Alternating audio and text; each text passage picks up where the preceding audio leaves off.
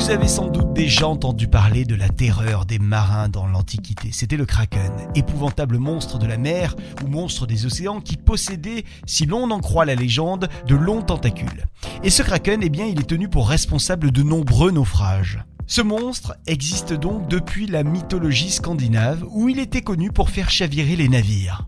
Jules Verne l'avait aussi fait vivre dans 20 000 lieues sous les mers. Et puis, qui ne se souvient pas de ce monstre marin dans le film Pirates des Caraïbes avec notamment Johnny Depp? Alors la question du jour est simple pour ce podcast de la petite histoire et ça va être rapide d'ailleurs. Le Kraken a-t-il existé? A-t-il en effet hanté les mers et les océans? En voilà une histoire passionnante que nous allons tâcher de résoudre dans ce podcast de la petite histoire aujourd'hui.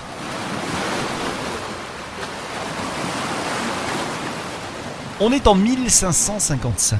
La mer de Norvège est agitée.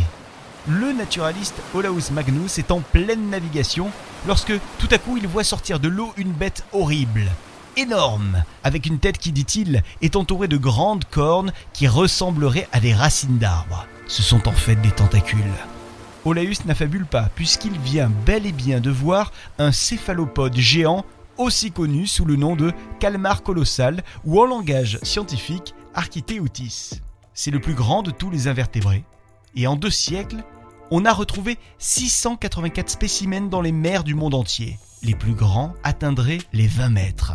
Alors aucune photo n'avait jusqu'à il y a peu été réalisée de ce spécimen, sauf qu'en 2012, un zoologiste du Musée national de la nature et des sciences à Tokyo est monté à bord d'un sous-marin dans les eaux du Japon et alors qu'il était à 600 mètres de profondeur, il a vu un calmar colossal de 8 mètres. Il n'était pas venu les mains vides évidemment puisqu'il avait avec lui sa caméra, ce zoologiste.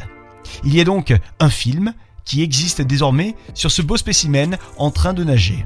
Et selon les scientifiques, il pourrait y avoir des millions voire des milliards de calmars géants dans les eaux du globe.